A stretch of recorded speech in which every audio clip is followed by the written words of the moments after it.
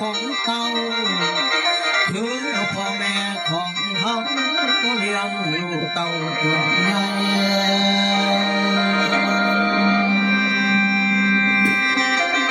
แล้วบัดนี้หาผู้มาเปรียบใส่บุญคุณของพ่อแม่นี้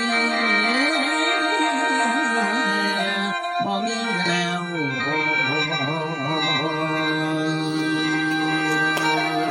เสียของเดียบลาบุญฟังลาบุญฟังของอ่อนของอ่อน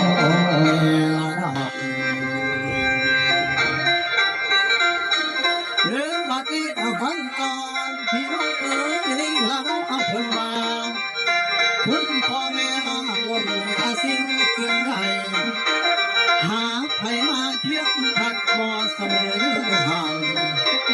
อะไรมันในบ้านผมเดียหันไรแดงถ้านอนแทนเลี้ยงลูกเต่าก่อนข้าวเขาตุ่มใหญ่หาเที่ยวตุ่มคนหอผ้ายังตั้งแต่บ่สบายโลกภัยมีความหาปัวตั้งแต่สิคิดหอนสักอ่อนเยสอนบุญคุณเขาพ่อแม่ของเขาเพียงขนมฟังเลี้ยงตัวใหญ่ฟังโอ้ยสอนเยสอนบุญคุณเขาแม่ของเขาพ่อของลูกเพียงขนมฟังเลี้ยงจนได้ใหญ่บ้านบุญคุณพ่อคือพ่อฝ่ายยายามหาสั่งแล้วโอ้ยหาสิ่งใดสิบ้านเอาปากเปียกพอบ่มีแล้วคุณพ่อประสงค์คาเล่าสู้ปากแก้ว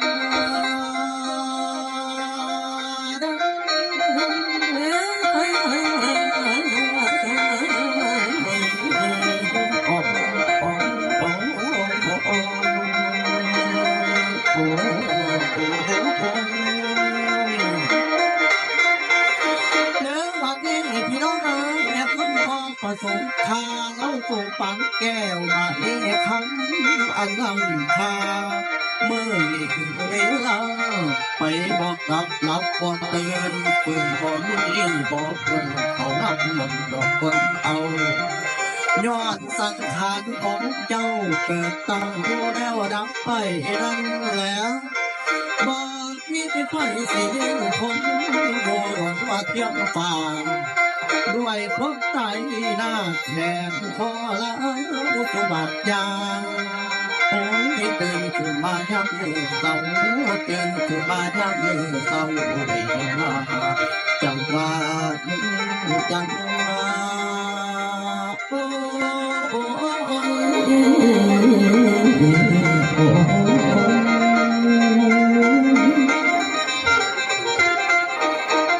พอประสงค์ฟังพระเอกแล้วฟังนางเอกดูดีกว่าเลยว่ะ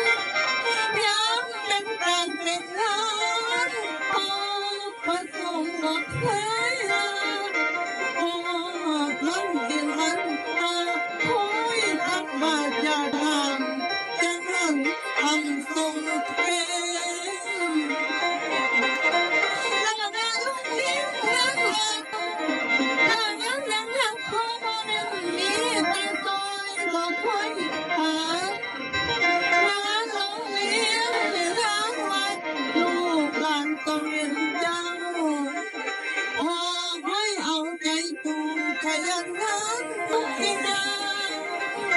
หวังสร้างฐานะให้ลูกหลานได้เพิ่งพา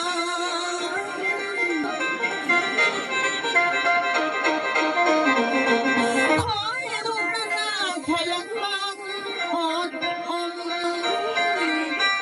แล้วความจนบ่อยู่นำคนขยันนั่นคือคำสอนเจ้า ที่พ่อสอนพวกเราย้อนอยากกินลูกเราของเราแล้ว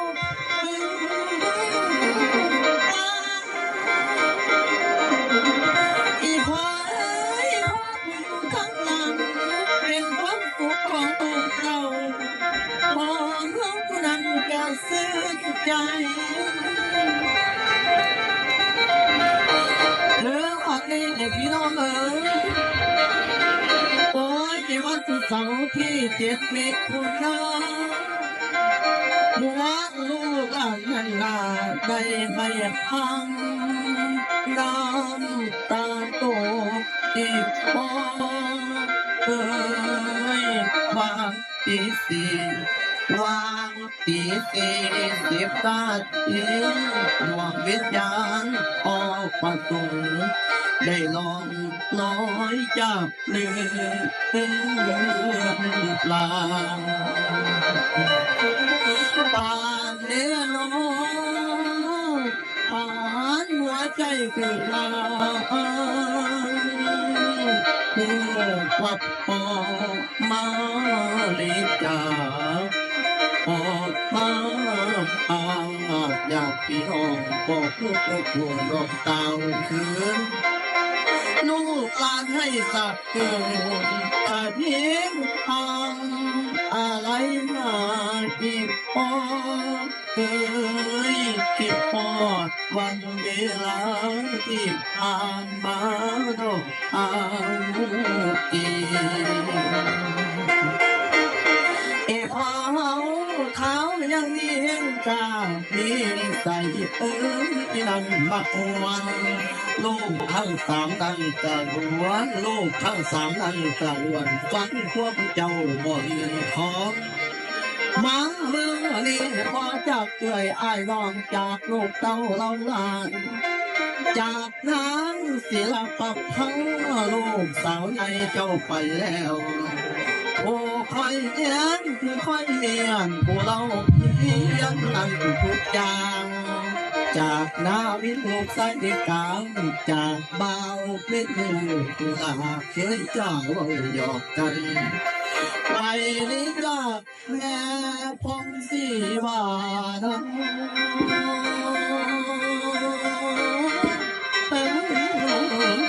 โอ้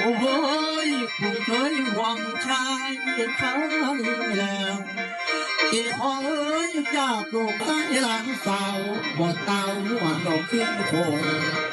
เพียงไว้เพียงตั้งแต่ล่างไว้เพียงยาวที่สิงสูพอประสงค์แล่นเห็นหูพอตั้งอยู่เมื่อละเด้ออีพ่อเจ้าต้องขึ้นเข้าให้สู้อินอีพ่อเอิ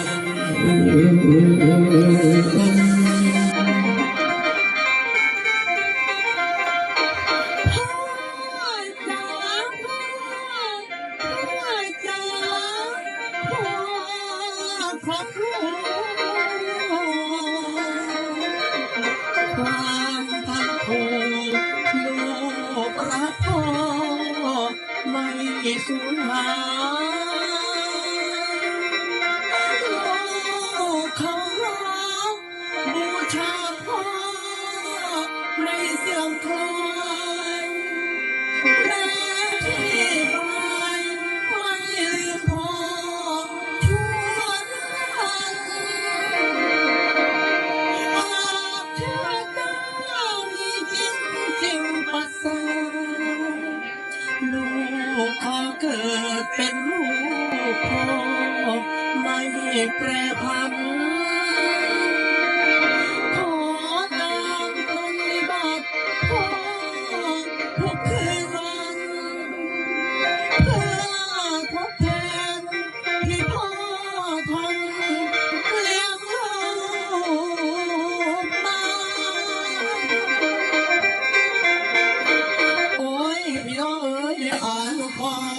สมเขา69 ปีแล้วคนพาลูกกะเต็มเร็วมาหลานเล่นทั่วตำบลที่พอเจ้าใจว่าบุญเป็นห่วงของล่างแล้วลูกตายเล่นบุญยังเสียหักห่วงขนกเสียหักห่วงขนมไม่มีอยากโลกมนุษย์ใต้ไปเที่ยวทางผู้ละสิ่งเห็นตาเบ็ดผู้ละรวย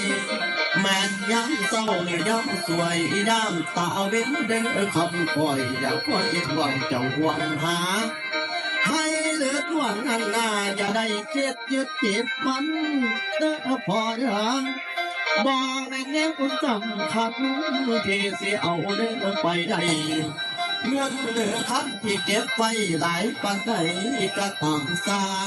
เขาอยู่ใส่เราหัวเพื่อเจ้าระดับกันสี่คนเล่าว่าทุกสิ่งอย่างอย่าไปหน่อยเต้นพอแล้วหญิงหรือชายนายหรือน้ำกระดักเดียวเรียกกันนั่งยศตำแหน่งหรือว่าขันใหญ่ปันไหนบ่ได้ว่าบัดหอดยาเสียลางลงไปน้ำกับบ่ได้เจ้าอย่าห่วงมันเมตตาบุญพอนักลาโอ้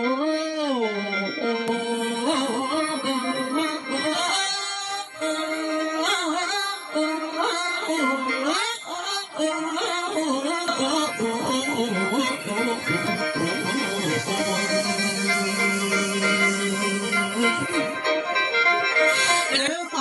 พอประสงค์มีแต่บุญพอนั่งสิอมออกดวงเรียนยังแล้วพอประสงค์จำป่าลีของเขาขึ้นโตสวงสวรรค์ป่าเมื่อได้ลูกอาตาพาพี่น้องมาหลายอ่างพาลูกหลานมาหลายที่โมเมื่อปัดพอประสงค์บัดสุขันบัดสุขมาพร้อมใจทรงจังขึ้นเมื่อฟ้า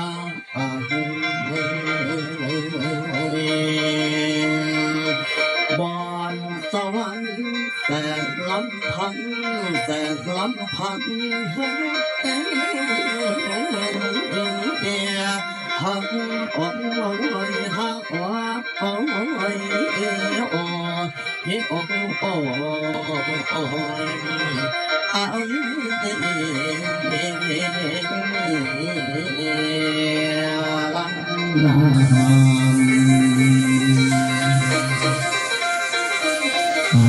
ดวงวิญญาณพอผสมกันป่าดีเนาะคำแม่ดวงวิญญาณที่พอได้ฟังล่ำแล้วจะให้ขึ้นไปสู่สวรรค์ชั้นฟ้าไปสู่สัมปรายภพด้วยที่พอด้วยคำแม่ดวงวิญญาณพอไปตกทุกข์ไปลดดับทุกข์คำแม่ดวงวิญญาณของพอไปพบพอกับความสุขและขอให้สุขยิ่งไปเด้อคุณพอผสมกันป่าดีเด้อสา